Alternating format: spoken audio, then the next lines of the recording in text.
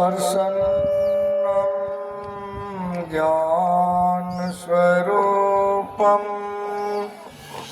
निजबोधरूपं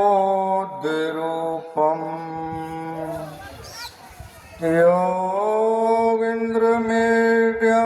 भवरोगवैद्यं श्रीमद्गुरुं नित्यमहं नमामि। यस्यां गिरिपङ्कजे प्रभावात् भक्तो कीर्तिमतं कीर्तिमाचरामि।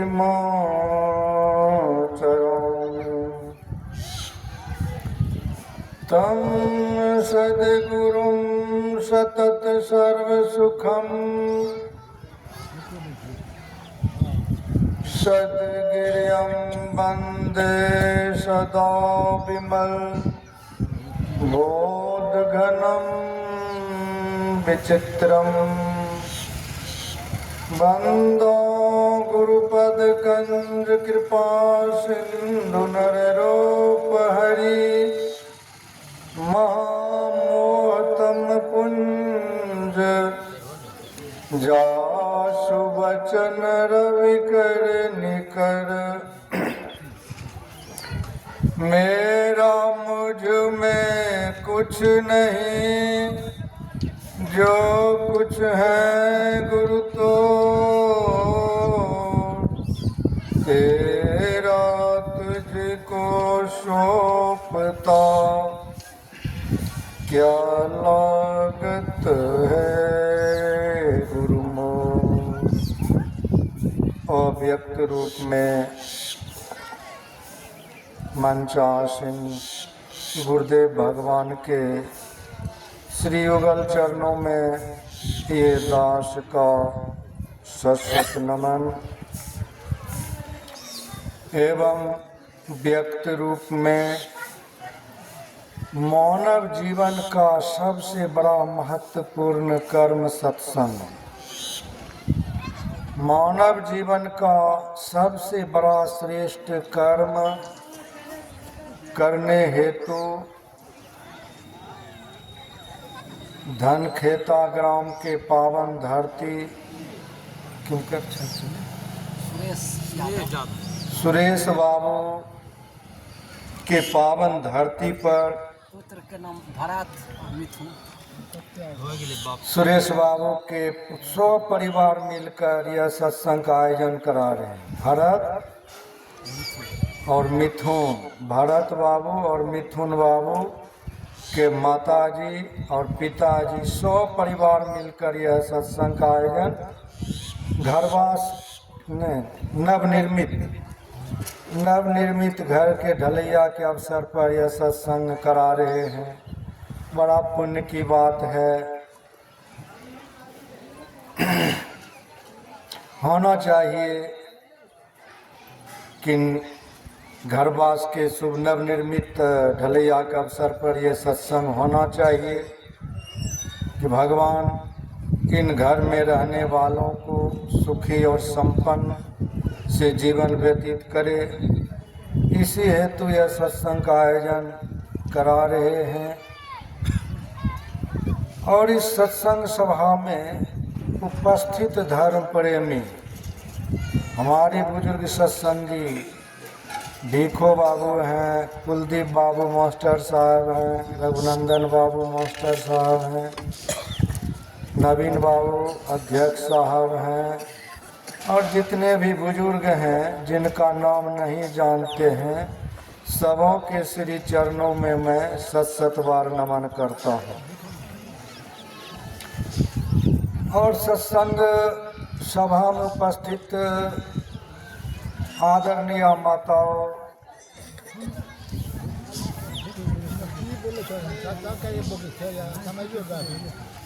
आदरणीय माताओं तथा भक्तिशिला बहनों, सबों के श्री चरणों में ये दास का सत नमन स्वीकार हो।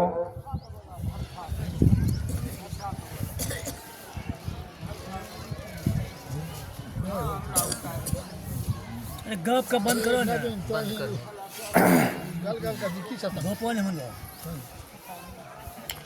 अभी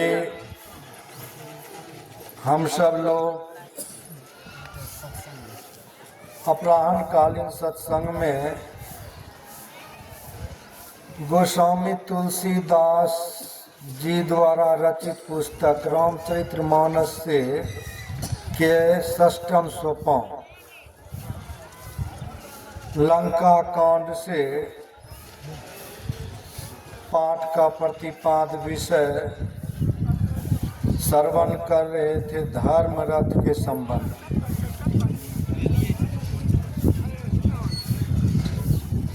हम सब लोगों का विषय है धर्म रथ। धर्म क्या चीज है?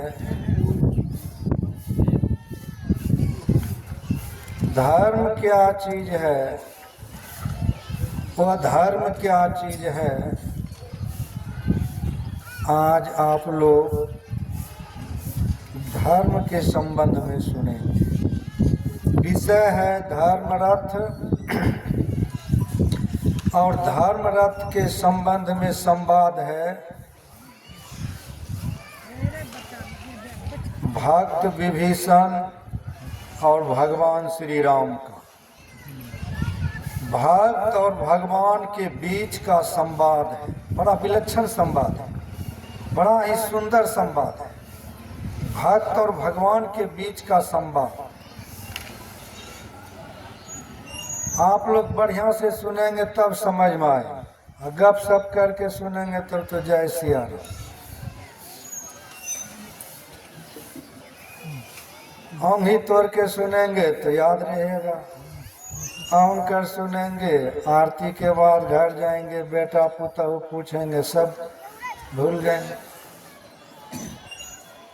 कुछ लेने के लिए आए हैं सत्संग में, लेकर जाइए। क्या लेने के लिए आए? पुण्य लेने के लिए, पुण्य कमाने के लिए।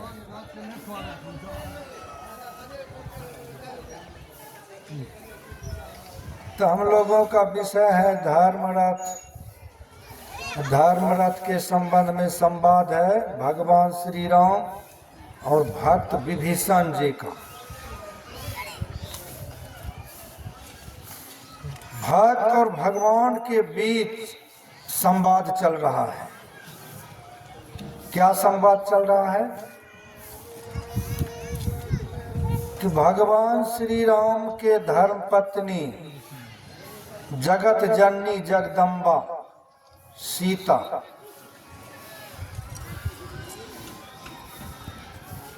राम लक्ष्मण तीनों प्राणी पंचवटी वन में वनवास काल में ठहरे हुए थे। पंचवटी वन नासिक गए होंगे तो आप लोग देखे होंगे। नासिक क्षेत्र में पंचवटी, जहाँ 5 बरगद का वृक्ष एक ही जगह, उसी को कहते हैं पंचवटी।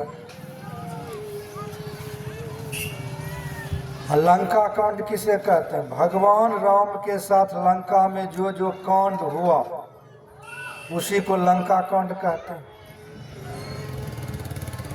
रामायण में 8 कांड है। सबसे पहला कांड है बाल कांड में, भगवान के साथ बालापन में जो जो कांड हुआ उसको बाल कांड कहते हैं। फिर भगवान जवान हुए, भगवान का विवाह हुआ, जवानी में जो कांड हुआ उसको अयोध्या कांड कहते हैं। भगवान श्री राम के जवानी में जो कांड हुआ उसको अयोध्या कांड कहते हैं। उसके बाद अरण्य कांड है। अरण्य कांड कहते हैं जंगल में भगवान के साथ जो कांड हुआ उसको अरण्य कांड कहते हैं। फिर चौथा कांड है किष्किंधा कांड। किष्किंधा कांड में बाली और सुग्रीव और भगवान श्री राम की मित्रता हुई, इसको कहते हैं किष्किंधा कांड। सुंदर कांड, हनुमान जी गए सीता जी की पता लगाने के लिए लंका। भगवान हनुमान जी को कहा पता लगा करके आओ, पता लगा करके लंका से आ गए। जैसे ही आए भगवान के चरण में नतमस्तक हो गए। भगवान हनुमान को उठा करके सीने से लगा लिया। यह सबसे बड़ा सुंदर दृश्य को सुंदर कांड कहते हैं। हनुमान के ऊपर भगवान बड़ा खुश हुआ, हृदय से लगा लिया कि आज भक्ति की पता लगा करके लंका से आप लौट गए। हनुमान जी को पूछा, हनुमान जी लंका कैसे जलाया, सीता का पता कैसे लगाया? हनुमान जी ने कहा मैंने कुछ नहीं किया, सब कुछ आपने किया, सब कुछ आपने किया। अच्छा समुद्र कैसे लांघ दिया? कहा आपने अंगूठी दिया था सीता जी के लिए, वही अंगूठी मुंह में ले लिया था, वही मुंह में ले लिया था। उसी अंगूठी के राम नाम के कृपा से मैं लंका में चला गया, समुद्र को लांघ कर। सब आपकी कृपा है। अब सुंदर कांड के बाद लंका कांड। लंका कांड षष्ठम सोपान, छठा कांड। सप्तम सोपान भगवान सबको विनाश करके अयोध्या लौटे, राजा बने, तो उनको कहते हैं उत्तर कांड। लव कुश कांड। उसके बाद आठवां कांड है लव कुश कांड।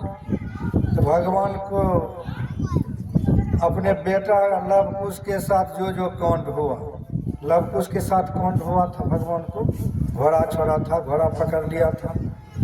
लव कुश के साथ भगवान श्री राम को जो कांड हुआ उसी को लव कुश कांड कहते हैं, आठवां कांड। ये आठों कांड की कथा में से अभी आप लोग सुन रहे हैं लंका कांड, षष्ठम सोपान। कि पंचवटी वन में भगवान श्री राम लक्ष्मण सीता तीनों प्राणी ठहरे हुए हैं।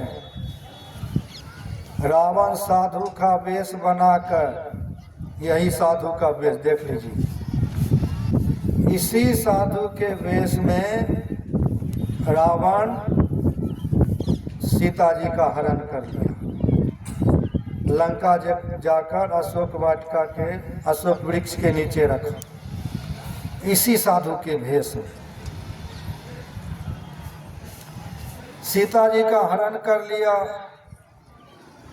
राम लक्ष्मण दोनों भाई असंख्य बंदर भालू सेना लेकर के लंका पर चढ़ाई किया।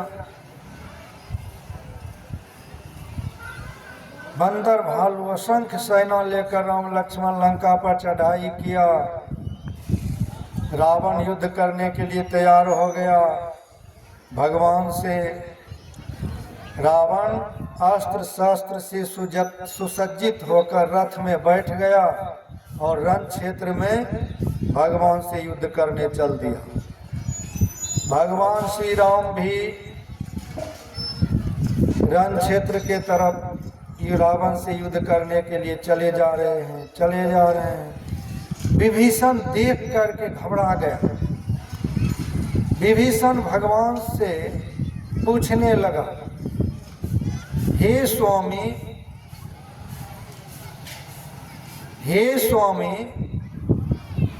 देख रहे हैं रावण अस्त्र शास्त्र से सुसज्जित होकर रथ में बैठकर और रावण के शरीर में कवच है, शरीर की रक्षा करने वाले कवच भी है, पाँव में जूते भी हैं।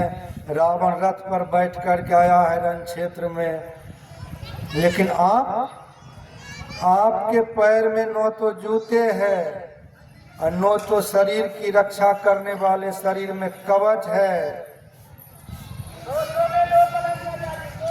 और न तो आपके पास रथ है।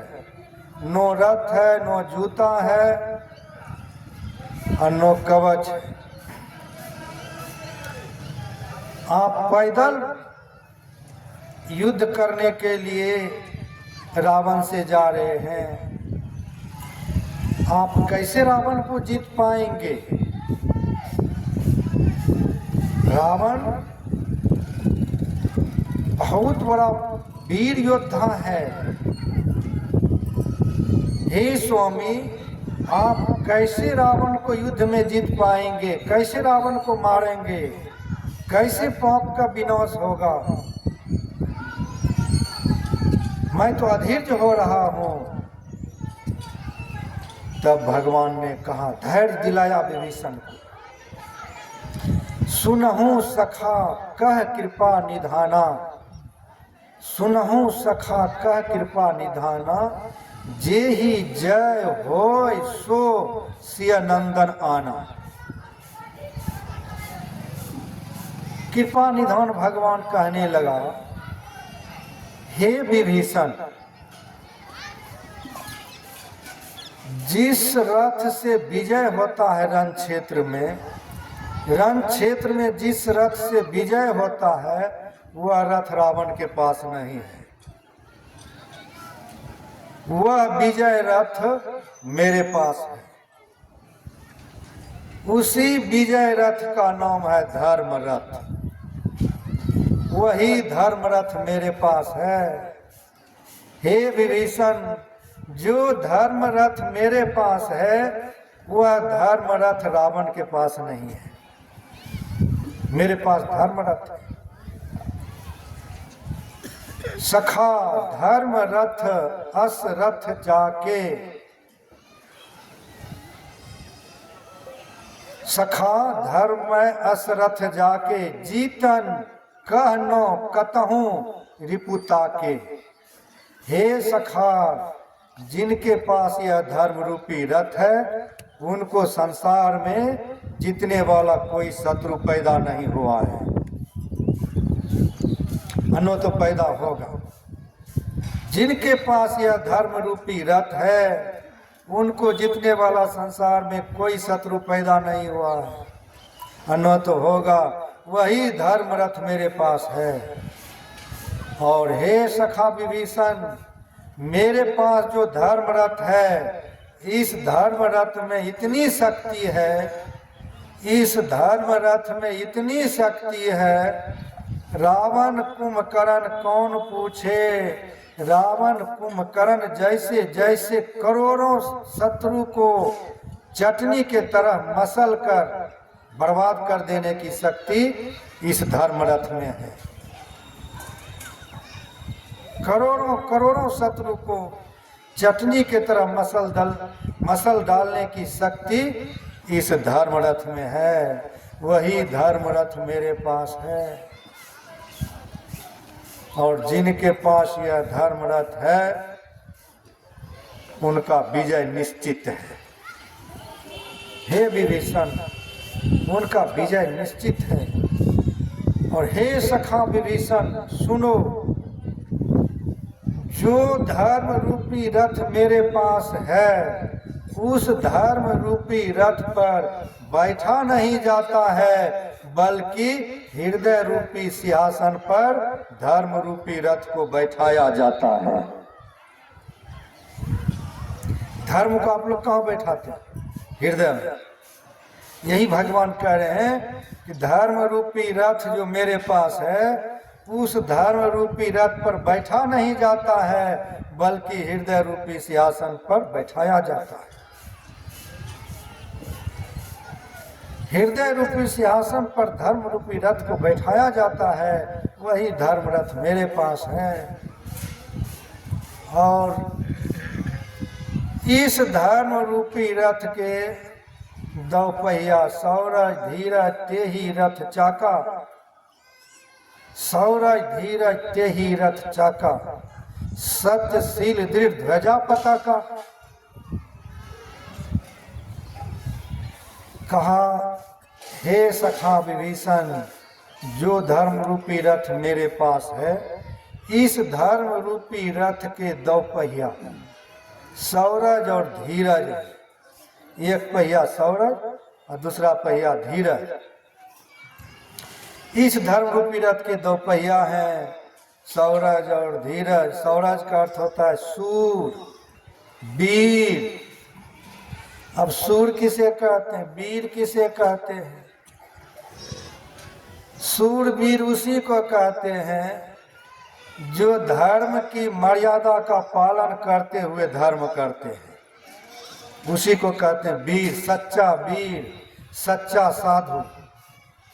ये नहीं कि दीक्षा ले लिया खैनी खाने लगा सच्चा वीर कहला गए, नहीं नहीं, सच्चा वीर नहीं।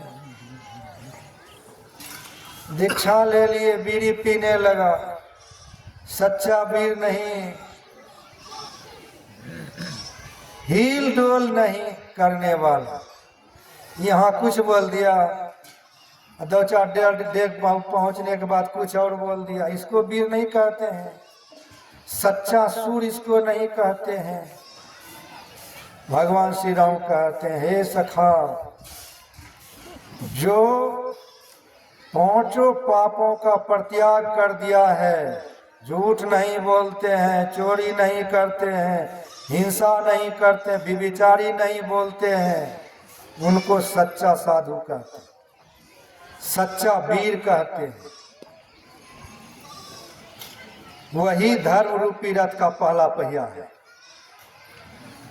सूर। जो सूर है, जो साधु सूर है, जो पांचों पापों का तक परित्याग कर दिया है, उसी को कहते हैं सच्चा साधु।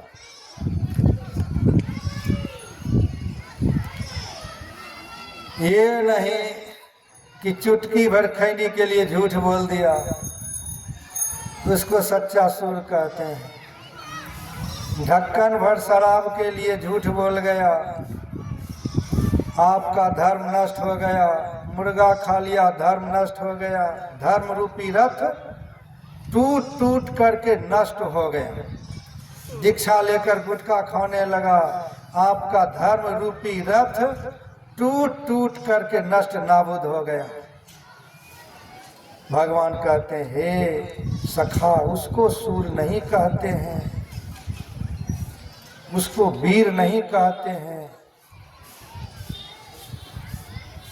खैनी पीने वाले, बीड़ी पीने वाले, सिगरेट पीने वाले, गाया पीने वाला, अफीम चरस पीने वाले, इनको सच्चा सूर नहीं कहते हैं। उनके हृदय से धर्म रूपी रथ टूट टूट करके नष्ट हो जाता है, धर्म को नष्ट नाबूद कर देता है, उसको सूर नहीं कहते। सूर उसे कहते हैं, सच्चा वीर उसे कहते हैं जो धर्म की मर्यादा का पालन करते हुए सत्संग करता है,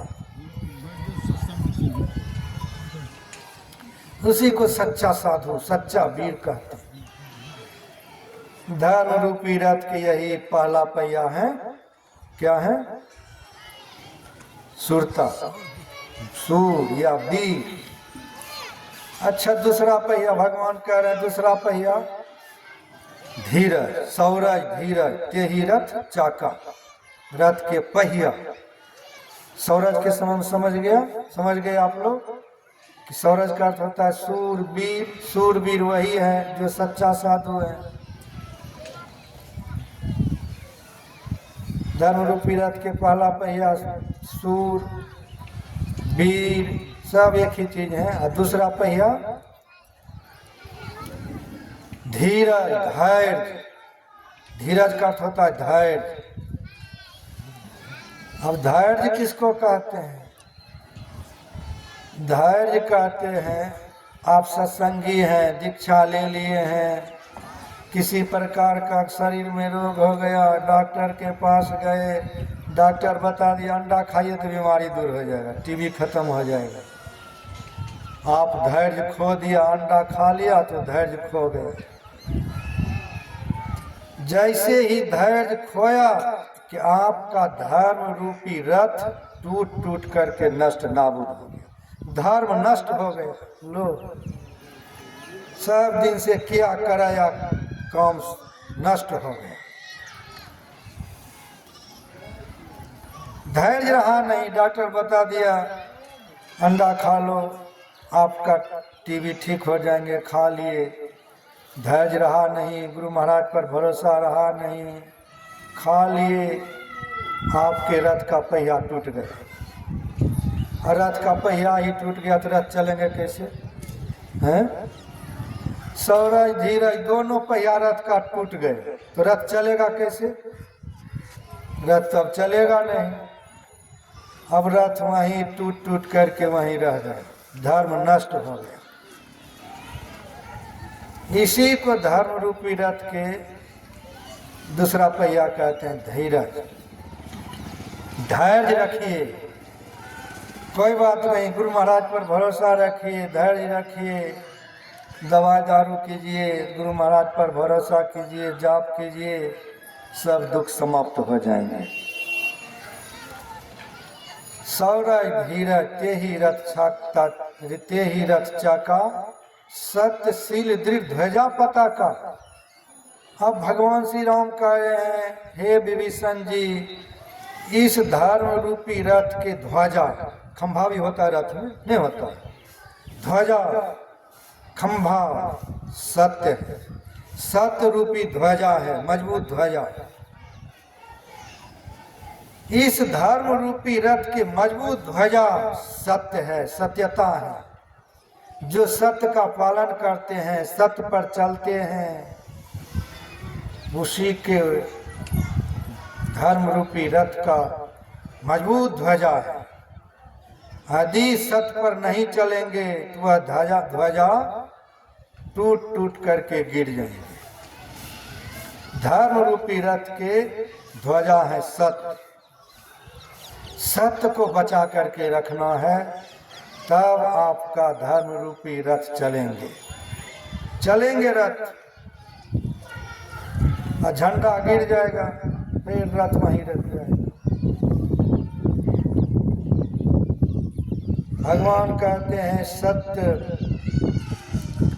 इस धर्म रूपी रथ के मजबूत ध्वजा है सत्य, और ध्वजा के पताका है शीलता, शील सज्जनता, सज्जनता पूर्वक जीवन बिताना है।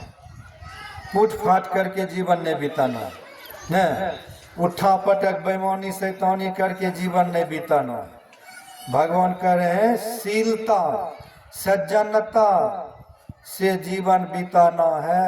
यही सज्जनता इस ध्वजा के पताका है, पताका है सज्जनता पूर्वक जीवन बिताना। ये नहीं कि दूसरे का आड़ी काट लेंगे, तब तो गया, तब तो पताका समाप्त हो जाएगा, पताका उड़ जाएगा झंडा से। शीलता सज्जनता पूर्वक जीवन बिताना ही ध्वजा का पताका है, सत्य ध्वजा है। सत्य को बचा करके रखना है, झूठ नहीं बोलना।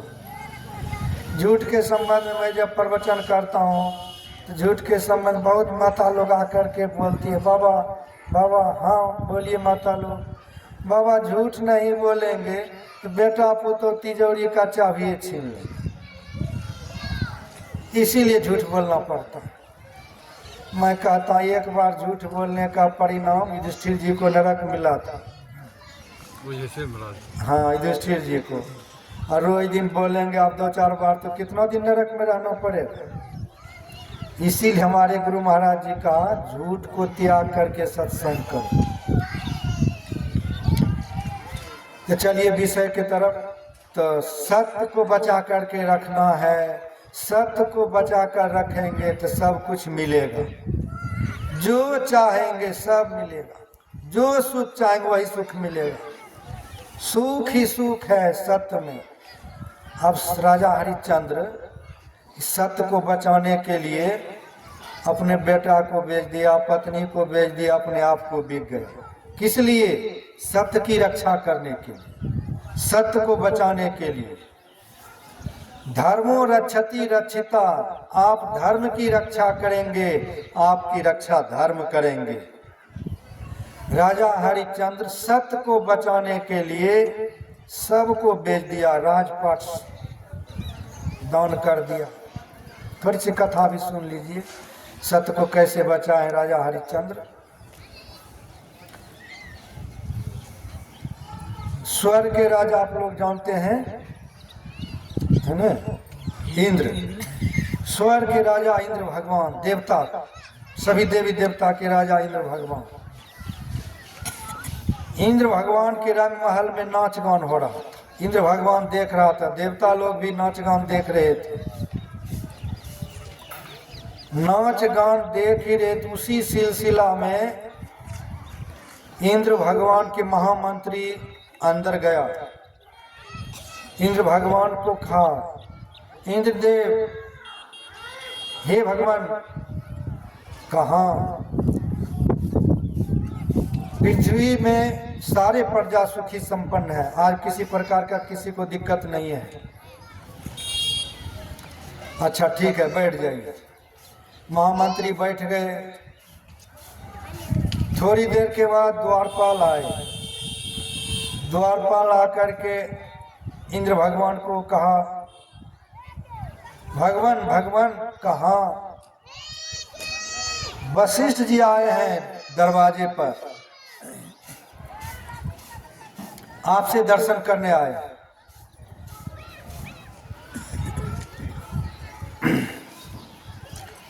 इंद्र भगवान कहा,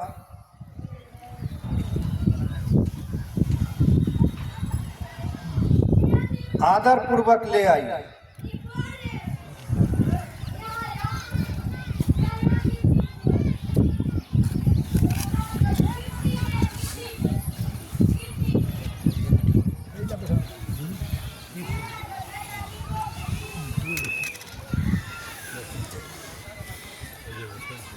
आगे बैठा है।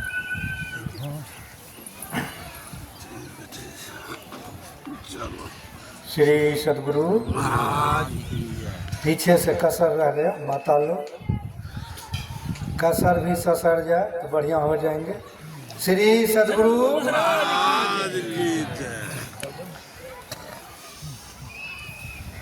भगवान इंद्र ने कहा द्वारपाल को, जाइए स्वागत पूर्वक गुरु वशिष्ठ जी को ले आइए। आदर पूर्वक ले गए। इंद्र भगवान गुरु वशिष्ठ जी को प्रणाम किया। महाराज क्या खबर है पृथ्वी लोक का? वशिष्ठ जी ने कहा, खबर तो ठीक है, लेकिन पृथ्वी लोक पर एक ऐसा राजा है जो कि कभी झूठ नहीं बोला है, और उस राजा का नाम है हरिश्चंद्र, राजा हरिश्चंद्र। सत्यवादी का पदवी ले लिया, सत्यवादी का पदवी ले लिया है, इसीलिए उनका नाम सत्यवादी राजा हरिश्चंद्र पड़ा है। इंद्र भगवान घबरा गए। थोड़ी देर के बाद विश्वामित्र जी पहुंच गए। विश्वामित्र जी को सुना दिया गया। विश्वामित्र जी कहते हैं, वशिष्ठ जी कभी झूठ नहीं बोला है। कहा नहीं, पृथ्वी लोक में एक ऐसा राजा है हरिश्चंद्र जो जीवन में कभी झूठ नहीं बोला है। विश्वामित्र जी वशिष्ठ जी को कहा, आप जानते हैं मेरी परीक्षा कितना कठिन है, मैं बड़ा कठिन परीक्षा लूंगा उनका। कहा आप जाकर परीक्षा लीजिए, हरिश्चंद्र ऐसा व्यक्ति है, मर जाएंगे, मिट जाएंगे, लेकिन झूठ नहीं बोलेंगे। जाइए आप परीक्षा लीजिए। विश्वामित्र जी उसी समय कहा, मैं जा रहा हूं। चले गए विश्वामित्र जी, पृथ्वी लोक पर गए। विश्वामित्र जी एक साध्वी को भेज दिया राजा हरिश्चंद्र के महल। साध्वी गई, नाच गान करने लगी। राजा हरिश्चंद्र खुश होकर के एक बड़ा कीमती हार दे दिया साध्वी को। कहा हरिश्चंद्र कि लो, तुमने नाच गान से हमें खुश किया, तो लो ये हार आपको दे रहा हूं। साध्वी कही नहीं नहीं, ये मुझे नहीं चाहिए, ये आपका हार नहीं चाहिए। कहा तब और कुछ क्या चाहिए? मुंह मांगा इनाम मांगो, जो मांगना है मुंह मांगा इनाम मांगो। साध्वी ने कही मुझे आपके धन दौलत राजपाट कुछ नहीं चाहिए, आप हमें पत्नी के रूप में स्वीकार कीजिए, पत्नी बना लीजिए, मैं आप मेरे पति हो जाए, हमसे विवाह कीजिए। राजा हरिश्चंद्र को बड़ा जोर से धक्का लगा, हे भगवान ये क्या हो गया? साध्वी ये देख रहे हो, मेरी देवी जैसी पत्नी सेव्या और पुत्र रोहित, इनके सामने मैं तुमसे विवाह करूं, कितना अनर्थ की बात है। देवी जैसी पत्नी को छोड़कर, लक्ष्मी जैसी पत्नी को छोड़कर तुमसे विवाह करूं, ये कितना अनर्थ की बात है। तब तो पतिव्रता धर्म, पत्नी व्रता भी पति होता है, पत्नी भी पतिव्रता होती है, तब तो हमारा धर्म नष्ट हो जाएगा। नहीं नहीं साध्वी, दूसरा वरदान मांगो, कुछ भी मांग लो मैं दे दूंगा, लेकिन ये वापस कर लो, मैं तुमसे विवाह नहीं करूँ। तब तो आपका सत्य चला गया। आपने कहा मुंह मांगा इनाम मांगो, तो मेरा इनाम यही है, आपका सत्य चला जाएगा। बहुत खुशामद कर रहे हैं राजा हरिश्चंद्र साध्वी को, अपना वरदान वापस कर लो, बदल लो, बदल लो। उसी समय विश्वामित्र जी पहुंच गए और कहा हरिश्चंद्र क्या बात है? सारी कथा को विश्वामित्र जी जान लिया। विश्वामित्र जी कहा अच्छा ठीक है, इस साध्वी से यदि आपका जान छुड़ा दूंगा तो आप अपना पूरा राजपाट हमको दे दोगे? कहा दे दूंगा। अच्छा ठीक है, आपके इलाके में यज्ञ करना चाहता हूं, पहले 3 भार सोना दो। तुरंत ला करके 3 भार सोना दे दिया। विश्वामित्र जी का ये 3 भार सोना की जरूरत अभी नहीं है, अभी आप रखो, जरूरत पड़ेगा तो ले लें। ठीक है, आपने सोना दे दिया, मैं ले लिया, आप रखो। और आप जो इस और साध्वी की जो समस्या है, इनकी समस्या हल करने के लिए यही उपाय है कि आप अपना सारा राजपाट मुझे दे दो, तो मैं इस साध्वी से जान छुड़ा दूंगा।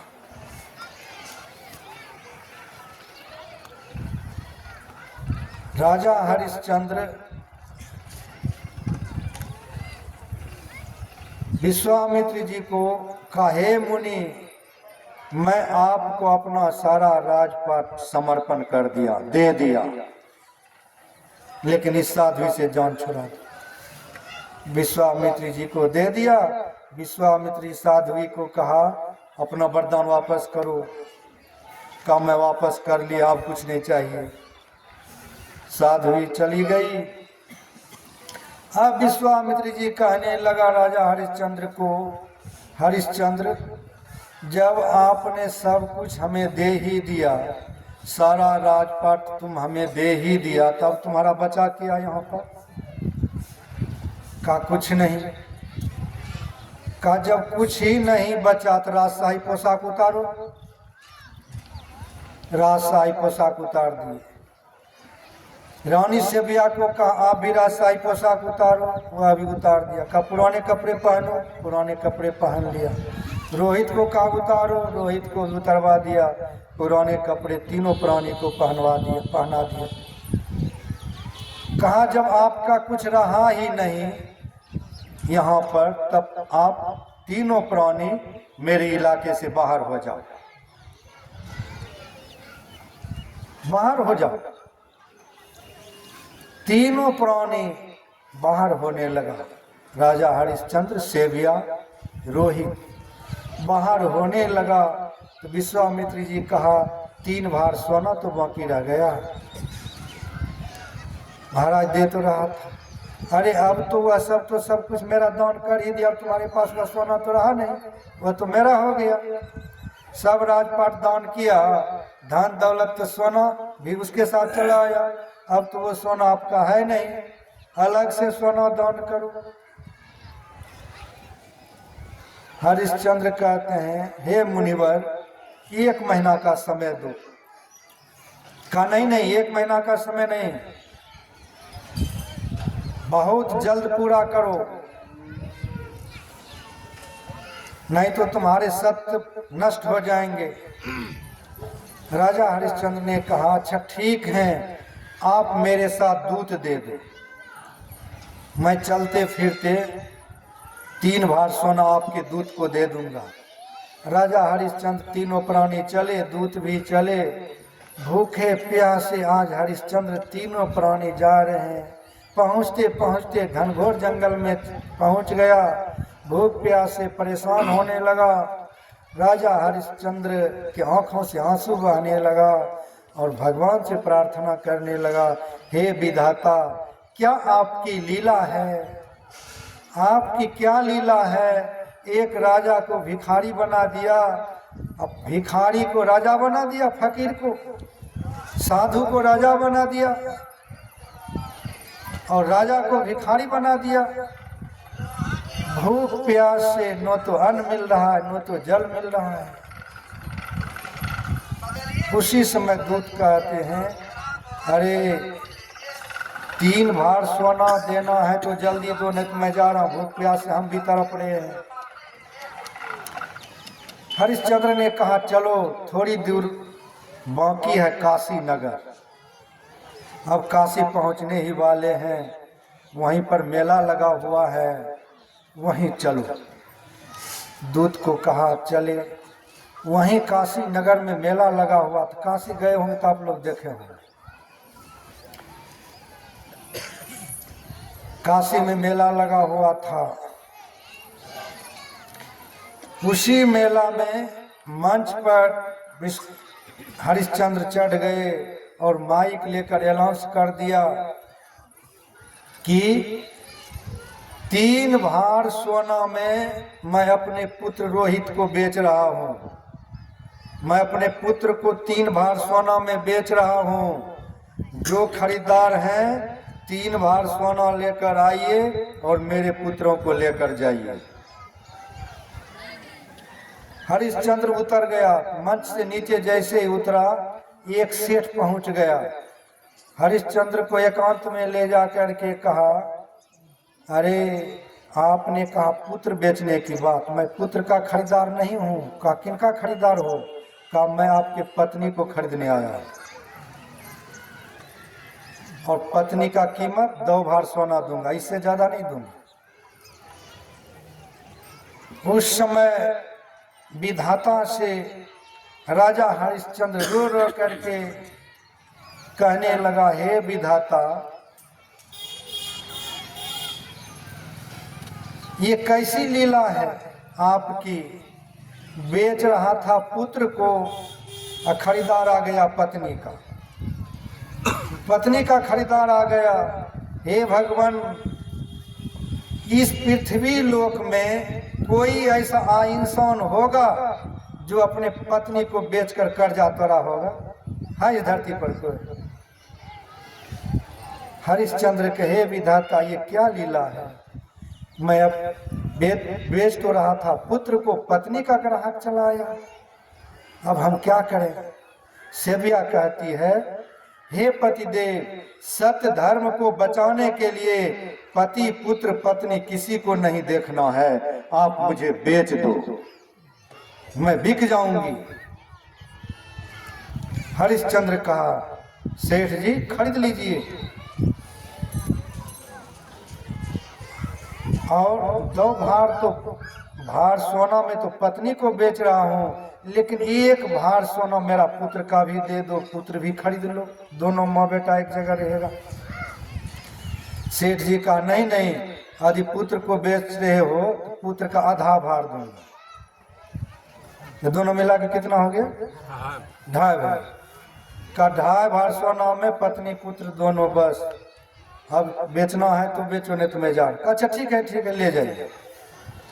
सेठ जी दोनों को लेकर के गया। अब 2.5 भार देने लगा दूध को, विश्वामित्र जी के दूध को। लीजिए भाई 15 दिन का और समय दीजिए। कहा नहीं नहीं, देना है तो पूरा दो, नहीं तो मैं जा रहा। अरे महाराज अच्छा ठीक है रुकिए।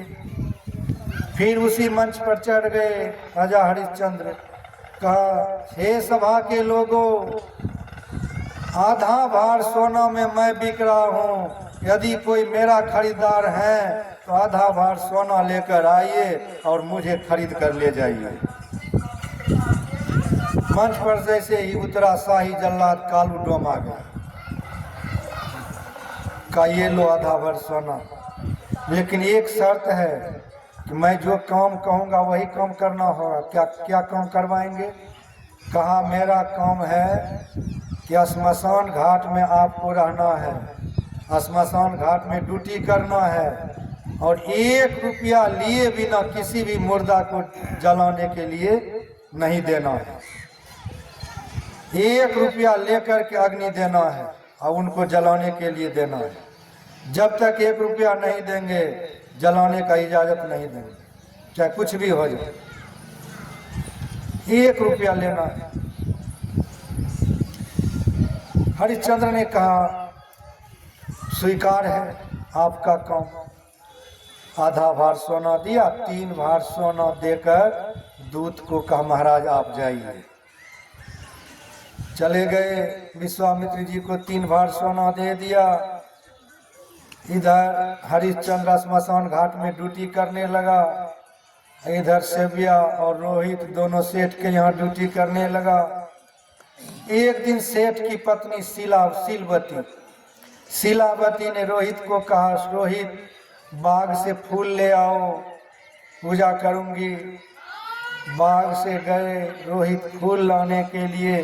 फूल रोहित कुमार फूल को तोड़ ही रहे थे कि फूल तोड़ते ही सर्फ डस लिया।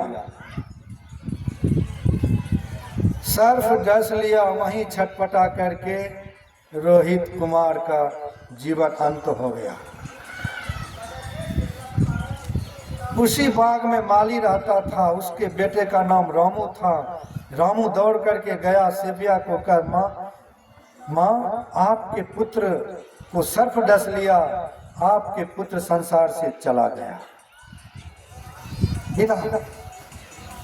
अब सेविया छाती पीटती हुई रोती गिड़गिड़ाती हुई पुत्र के पास गए, बिलखने लगे। पुत्र एक ही तेरा तो आसरा था, तू ही तो मेरे पास था। हे विधाता, इसको भी आपने ले लिया, अब मैं किनके सहारे रहूं? रोने बिलखने लगी तो रामू कहते हैं माँ, हे सेविया माँ, अब रोने बिलखने से कोई काम नहीं चलेगा, अब रोहित का संस्कार करो।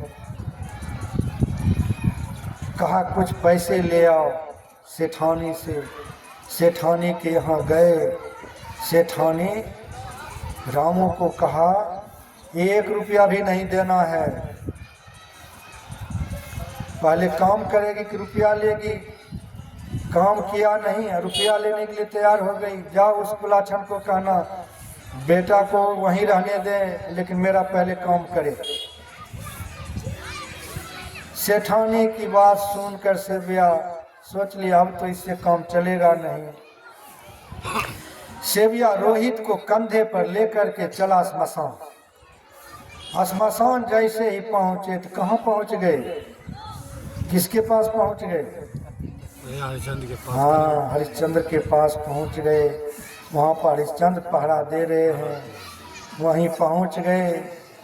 पत्नी और पुत्र को देखकर हरिश्चंद्र रोने लगा। हे विधाता, ये क्या देख रहा हूँ? पुत्र को मारने के पहले मुझे क्यों नहीं मार दिया? हे विधाता, ये आपकी क्या लीला है? पुत्र के मरे हुए मुख को दिखा रहे हैं, इनके पहले तो मुझे मार देना चाहिए। विधाता, ये क्या लीला है?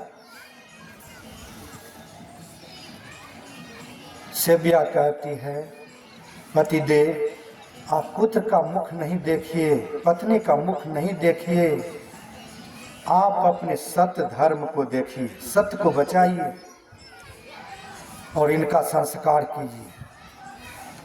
राजा हरिश्चंद्र कहा, हे सेव्या, आप कह रहे हैं सत्य को देखिए, सत्य की रक्षा कीजिए।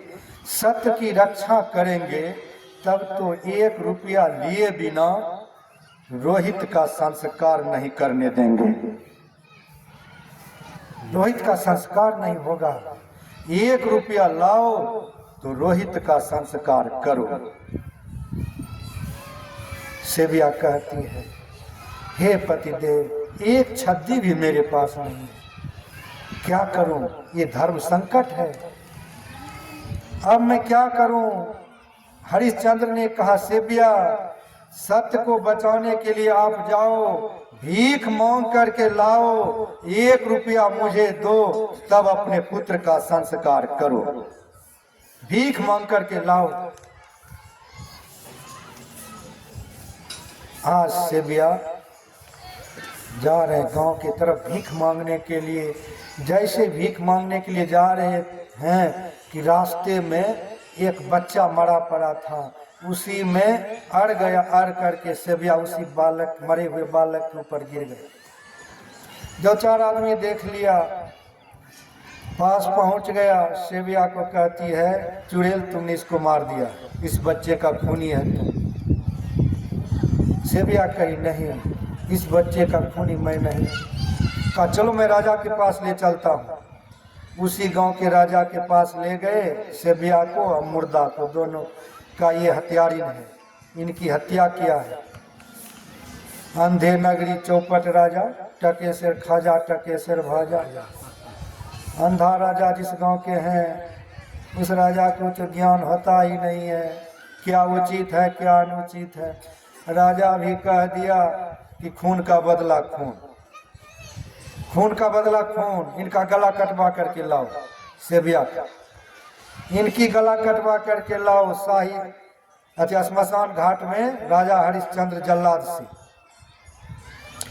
खून के बदला खून, ये बालक का मृत्यु किया है, इनका गला कटवा करके हरिश्चंद्र से लाओ। जल्लाद को नियुक्त कर दिया, 2 जल्लाद को भेज दिया, इनके साथ जाओ, सेव्या को पकड़ के लेके जाओ और हरिश्चंद्र से इनका गला कटवा करके लाओ। देखिए कितना बड़ा संकट। जल्लाद लेकर के गए श्मशान घाट। जैसे ही पहुंचे, जल्लाद ने कहा, हे हरिश्चंद्र, ये हत्यारिन है, ये हत्यारिन स्त्री है, इन्होंने एक बालक की हत्या कर दिया है, इसीलिए राजा का हुक्म है इनका गला काट करके दो, खून का बदला खून। आप इनके गला काटो, काट करके मेरे हवाले करो। हरिश्चंद्र सेव्या की मुंह देखने लगा, हे भगवान, ये क्या संकट आ रहे हैं। सेव्या के मुख के तरफ देखने लगा। सेव्या कह दिया, पतिदेव, अपने सत्य धर्म का पालन करने के लिए, सत्य को बचाने के लिए पत्नी का मुख नहीं देखिए, अपने सत्य को बचाइए। पति और पुत्र को नहीं देखिए, आप अपने सत्य धर्म को बचाने के लिए उठाइए तलवार और मेरा गला काट दीजिए।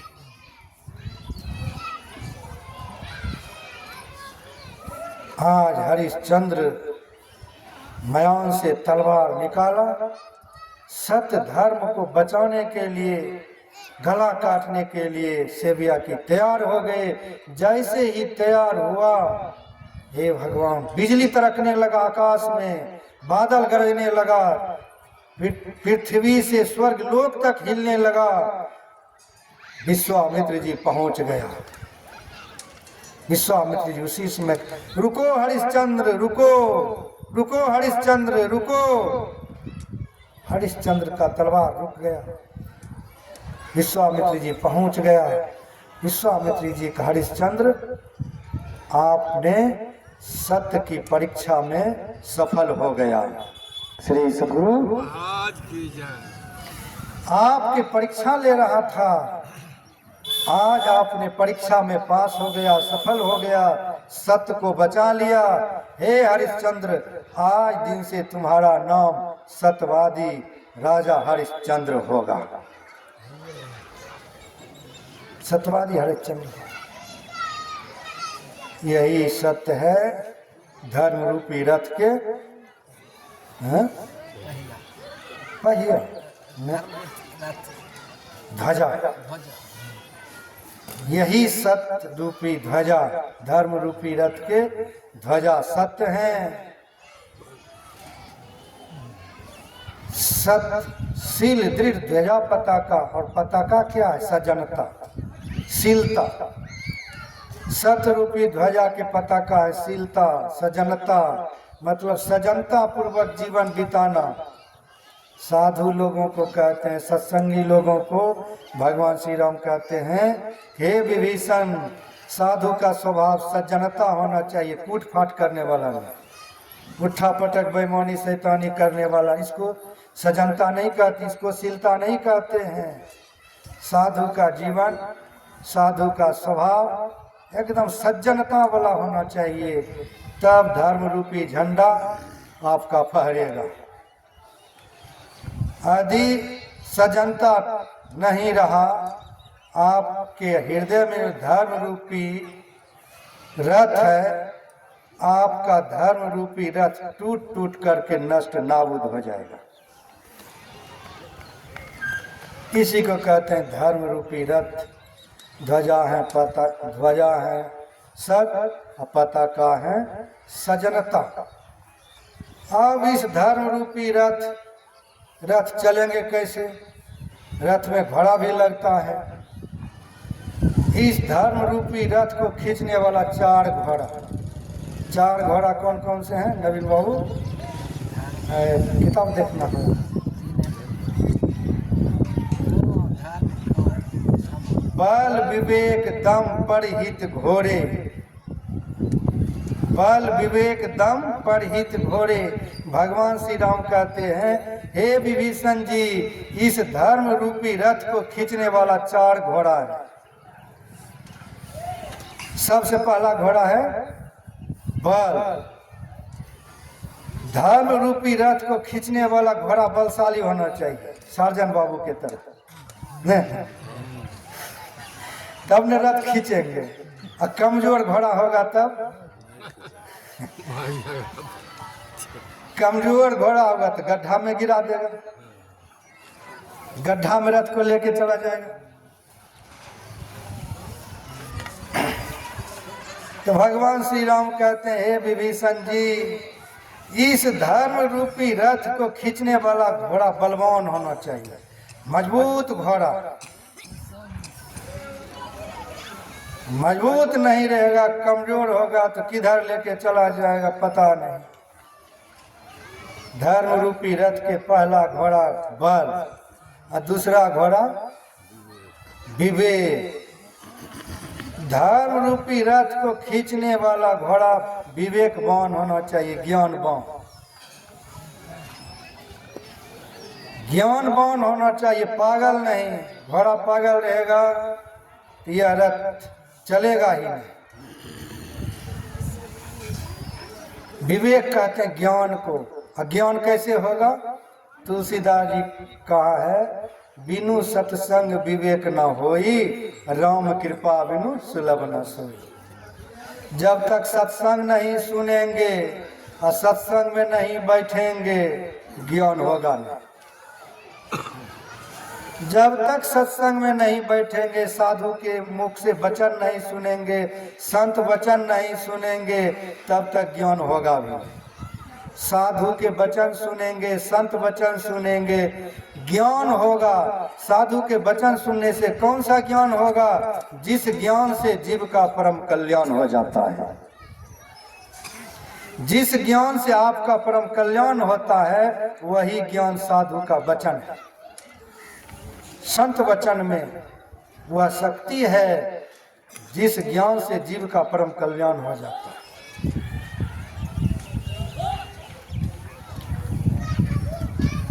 धर्म रूपी रथ के दूसरा घोड़ा विवेक, ज्ञानवान होना चाहिए घोड़ा, दूसरा घोड़ा। और तीसरा घोड़ा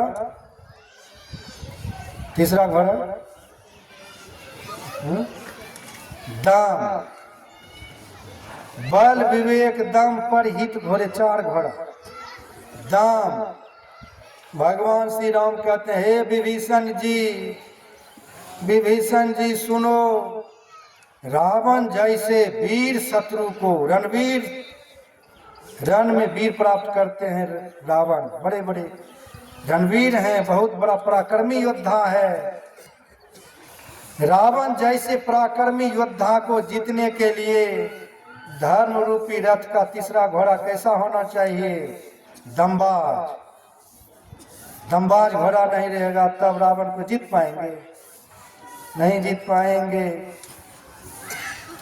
तो भगवान कहते हैं, हे विभीषण जी, रावण जैसे महान शत्रु पर विजय प्राप्त करने के लिए धर्म रूपी रथ का तीसरा घोड़ा दम्बाज होना चाहिए,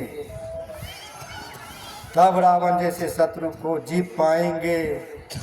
विजय प्राप्त करने के लिए दम होना चाहिए।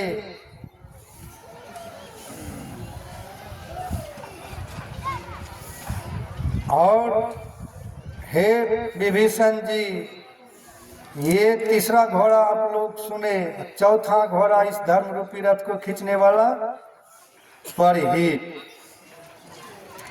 मतलब एक दूसरों के परोपकार करने वाला, हित करने वाला, ये नहीं कि दूसरे को ढकेल देने वाला, सबका भला करने वाला होना चाहिए सज्जनता। परहित, एक दूसरों के हित। आज भगवान वन में क्यों जा रहे हैं, क्यों आए हैं? एक दूसरे के हित के लिए, भला के लिए, साधु संत की सेवा के लिए भगवान जा रहे हैं, पापी को विनाश करने के लिए। जब जब होई धर्म के हानि, अब बाढ़ नहीं असुर अधम अभिमानी, तब तब प्रभु धरी विविध शरीरा।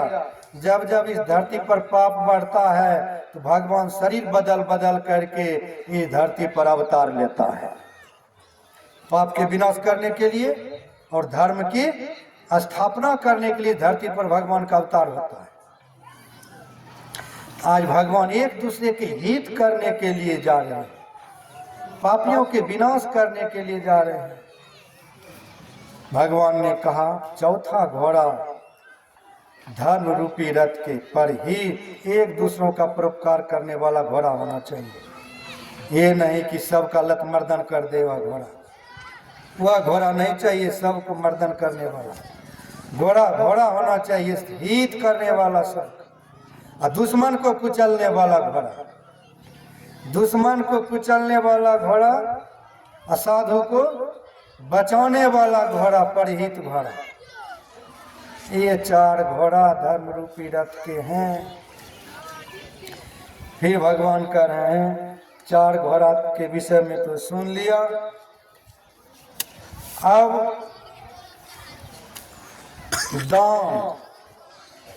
दानवीर होना चाहिए।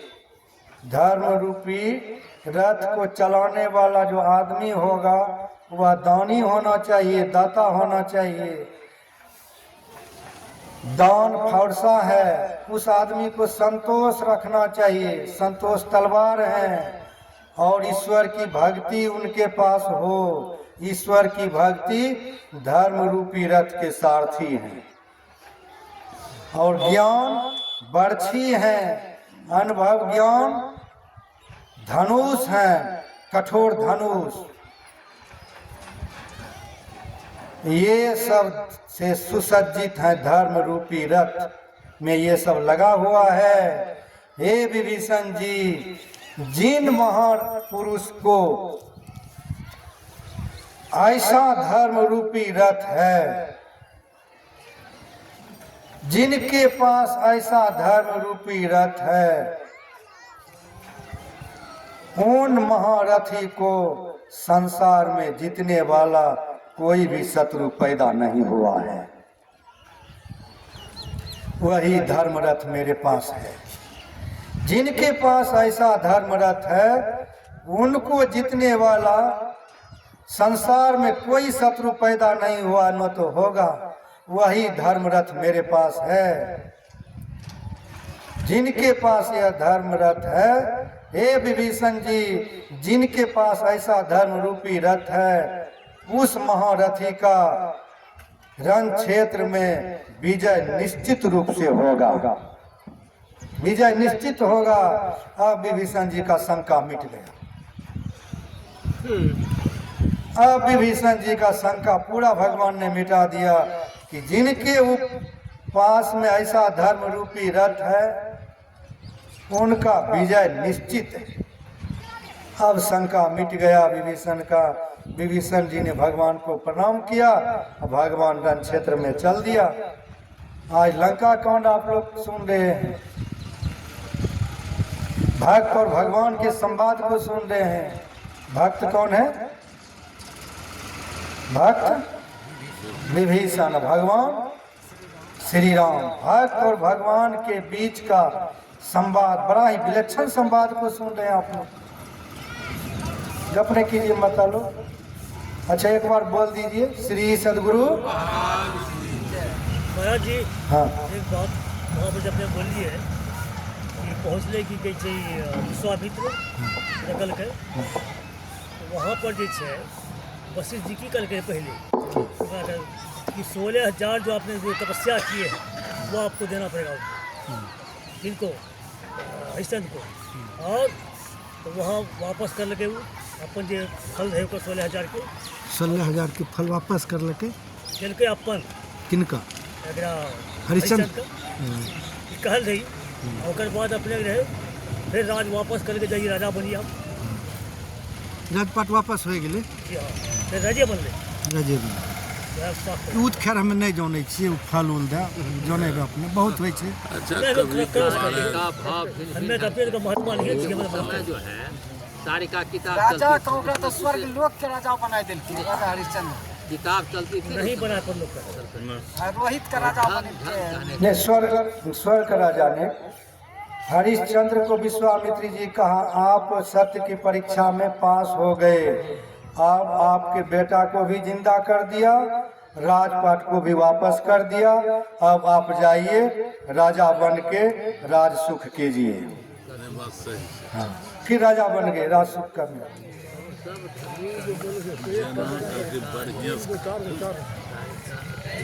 सत्य को बचा कर रखा तो सब कुछ मिल गया। हरिश्चंद्र सब कुछ मिल गया। तो श्री सदगुरु अब युद्ध करने के लिए भगवान रण क्षेत्र में जा रहे हैं। युद्ध प्रारंभ हो गया। राम रावण में क्या मुझे खत्म हजुमन भी होता है। कितना कितने बजे? 4:26 श्री सदगुरु लड़ाई देख लीजिए।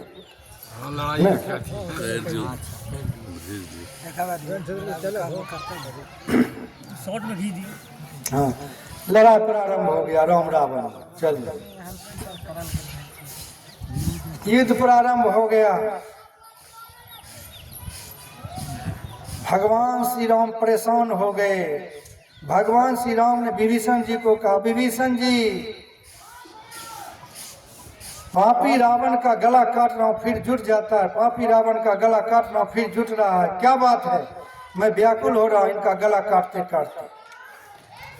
काट रहा हूँ फिर जुट जाता है, काट रहा हूँ फिर जुट जाता है, क्या बात है? मैं व्याकुल हो रहा हूँ। विभीषण जी बताइए कैसे पापी मरेगा? घर के भेदी लंका डाहे ने विभीषण जी जानते थे। विभीषण जी ने कहा, हे स्वामी, हे राम, रावण के नाभि कुंड में अमृत रहे।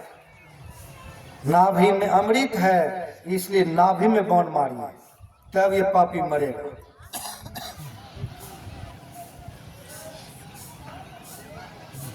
जैसे ही भगवान को बताया, भगवान 31 बाण मारे, 10 मस्तक में, 20 भुजा, 20 भुजा में, 1 ब्रह्मास्त्र नाभि में। 31 बाण जैसे ही मारे, रावण छटपटा करके जमीन में गिर गया। श्री सद्गुरु। रावण छटपटा करके जमीन में गिर गया। अब भगवान श्री राम लक्ष्मण जी को कह रहे, लक्ष्मण जी 14 वर्ष का वनवास तो बीतने वाला है। कुछ दिन तो बंदर भालू के संग में रहा, कुछ दिन जंगल में रहा, और कुछ दिन ही राक्षस से युद्ध करने में लगा। जैसे तैसे युद्ध किया। अब फिर यहाँ से जाएंगे अयोध्या, तो अयोध्या में राजपाट भी चलाना है, राजा भी बनेंगे, राजपाट भी चलाना है, लेकिन राजनीतिक तो कुछ जानते ही नहीं हैं। लक्ष्मण जाओ, अंतिम घड़ी है रावण का, अब मर रहे हैं, अब कुछ राजनीतिक सीख करके रावण से आओ। लक्ष्मण जी गए। रावण कुछ राजनीतिक सिखा दो। कौन भेजे हैं? राम भेजे हैं। अरे लक्ष्मण, कौन ऐसी नीति है जो कि राम नहीं जानते हैं? कौन ऐसी नीति है जो कि राम नहीं जानते हैं? और फिर भी राम, यदि मेरे मुख से नीति सीखना चाहते हैं तो जाओ, तुमको अकेले नहीं राम को भी बुला के लाओ। लक्ष्मण जी गए, राम जी को बुलाए, दोनों भाई आए, कहा नीति सिखाइए, राजनीति कैसे राज चलाना है। रावण ने कहा, राम कौन, आप पहले ये बताइए कौन ऐसी नीति है जो आप नहीं जानते हैं? आप सब कुछ जानते हैं, फिर भी मेरे मुख से सुनना चाहते हैं। तो हे राम, जब तक मेरे शरीर में प्राण है तब तक मैं आपको नीति सिखाता रहूंगा, नीति सुनाता रहूंगा। जब तक शरीर में सांस है तब तक राजनीतिक बोलता रहूंगा, आप सुने। लेकिन एक प्रार्थना हमारा सुन लीजिए भगवान, कि हे राम, आपका मैं चिरकाल से दास हूँ, बहुत पुराने से भक्त हूँ, चिरकाल से मैं आपका दास हूँ। इसलिए हे राम, आप अपना चरण उठाकर मेरे मस्तक पर रख दीजिए, मैं धन्य हो जाऊंगा, मैं धन्य हो जाऊंगा। हे राम, आप अपना मस्तक रखिए। भगवान ने अपना चरण उठा करके रावण के मस्तक पर रखा। रावण का दर्द समाप्त हो गया, बढ़िया से बोलने लगा।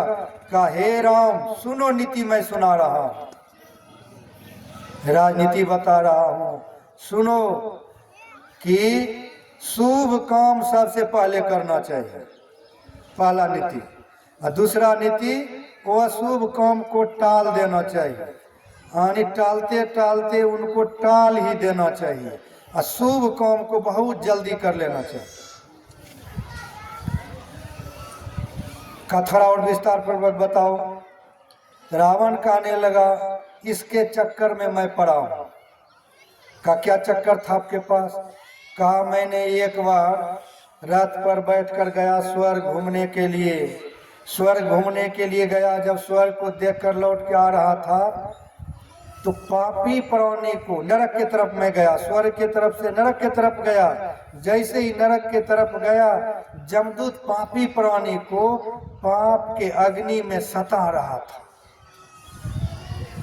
पाप के अग्नि में जैसे तैसे सता रहा था। किसी पर भाला चला रहा था, किसी के कता चला रहा था, किसी पर कुछ, किसी का सिर काट रहा था, किसी का पेट काट रहा था, किसी का पैर काट रहा था। देख करके बड़ा दया आ गया।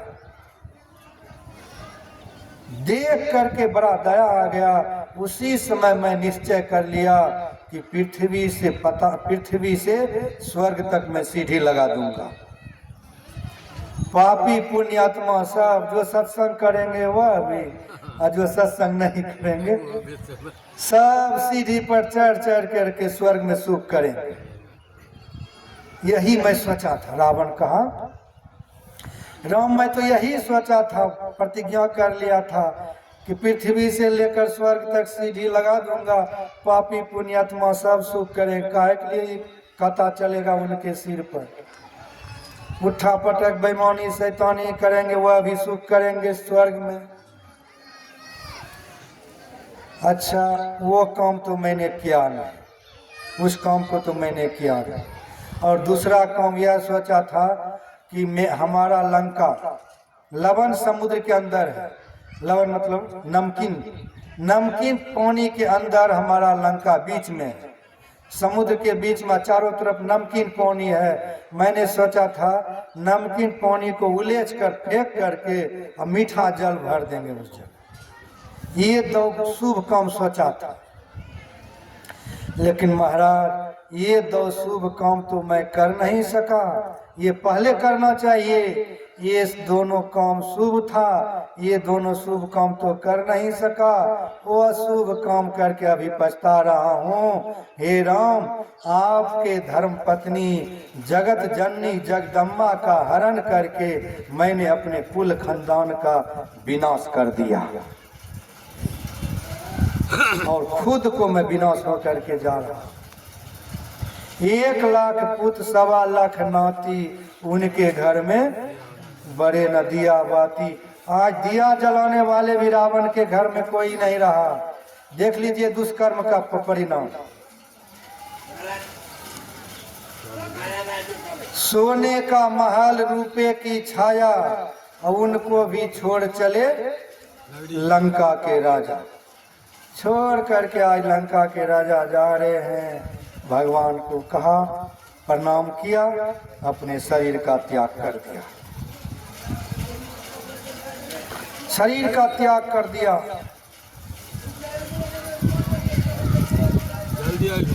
आज भगवान श्री राम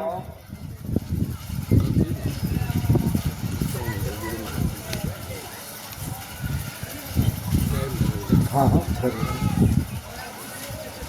श्री सद्गुरु महाराज की जय। आज भगवान श्री राम विभीषण जी को कहा, ईश्वर की भक्ति धर्म रूपी रथ के सारथी हैं। जिनके पास ईश्वर की भक्ति होगा उनके धर्म की झंडा फहरते रहेगा। लेकिन हे विभीषण, यह बड़ा आश्चर्य की बात है। संसार में जब तक लोग जिंदा है, जो मर जाते हैं वह तो चला जाता है, जो जिंदा रहते हैं वह सोचते हैं कभी हम मरेंगे ही नहीं। ईश्वर की भक्ति करते ही नहीं, भगवान को भूले रहते हैं। यह बड़ा आश्चर्य की बात है।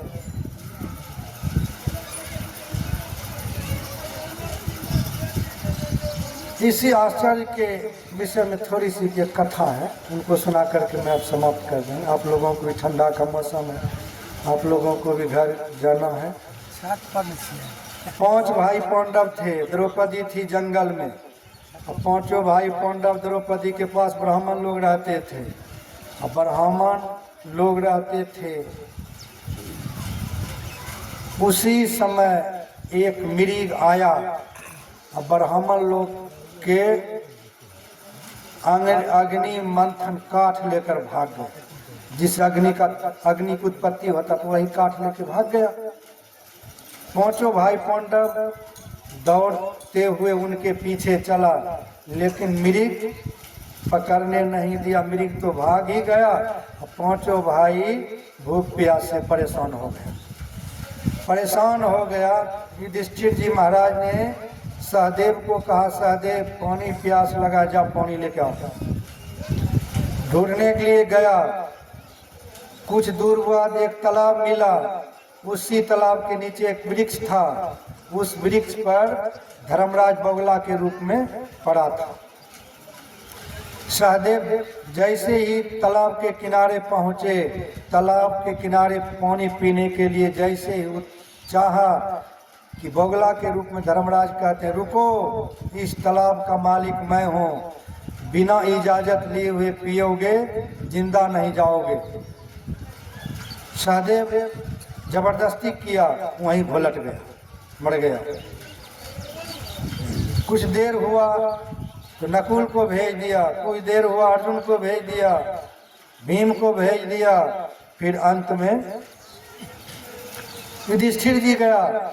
युधिष्ठिर जी देख करके पानी पीने के लिए जैसे ही चाहा, बोगला के रूप में धर्मराज ने कहा, युधिष्ठिर रुको, यदि जबरदस्ती करोगे जो चारों भाइयों का हुआ वही हाल आपका भी होगा, नहीं तो आप हमारे पांच प्रश्न है मेरे पास, पांचों प्रश्नों का उत्तर दो तो जल पियो।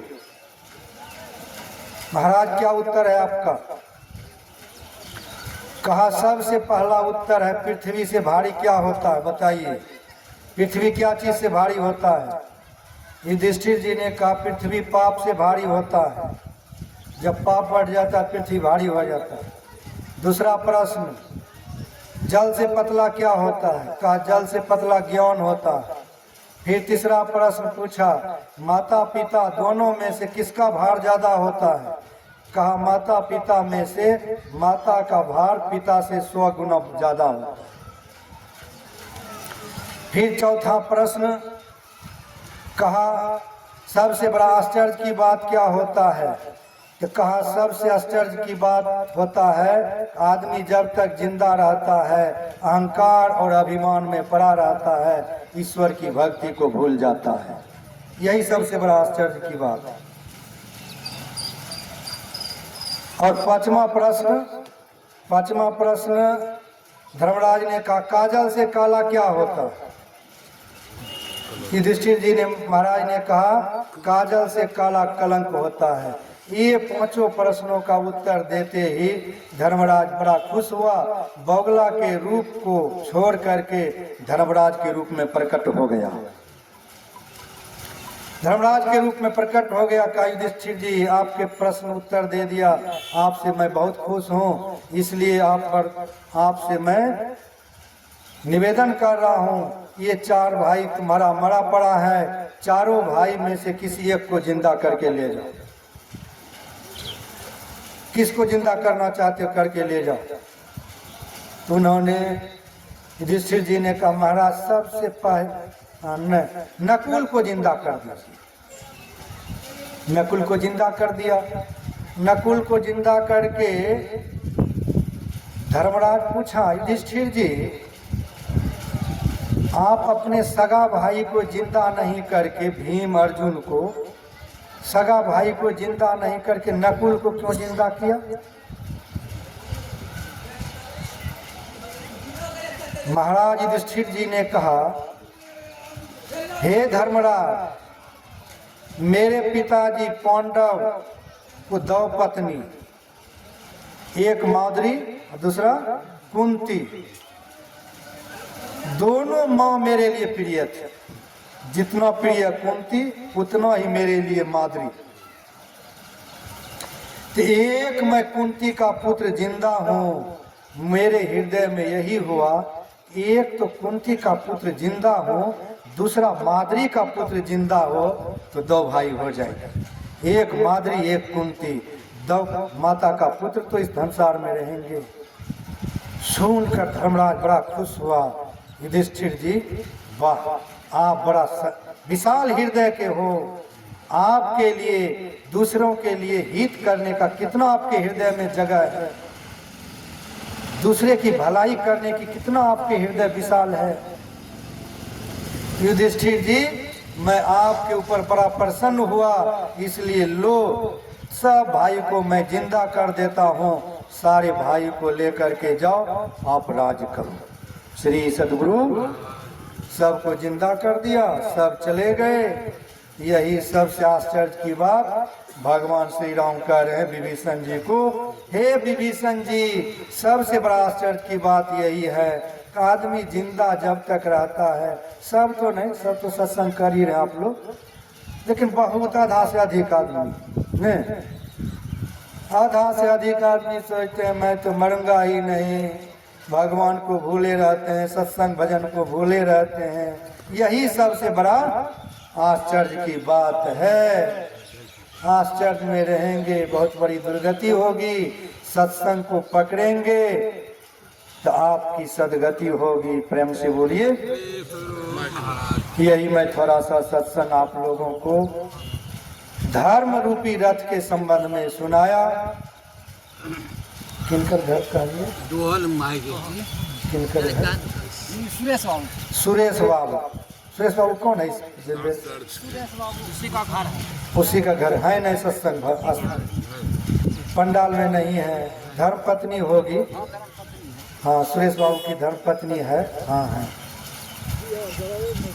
सुरेश बाबू के धर्म पत्नी 100 परिवार मिलकर के ये सत्संग का आयोजन जो किया, जिस उद्देश्य से किया, नवनिर्मित घर निर्माण के संबंध में किया, गुरु महाराज जी का सत्संग।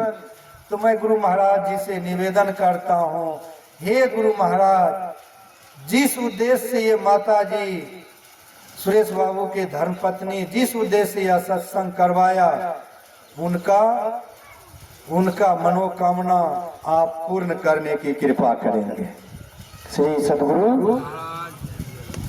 और उनके 100 परिवार को आप अच्छी बुद्धि देने की कृपा करेंगे, ताकि इसी तरह से सत्संग भजन भक्ति करवाते रहेंगे। श्री सद्गुरु महाराज की जय।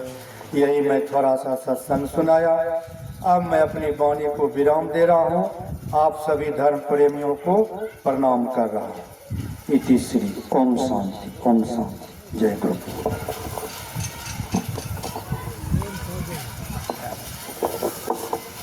आज हमारे पूजनीय रविंदर बाबा जो धर्म रथ की कहानी जो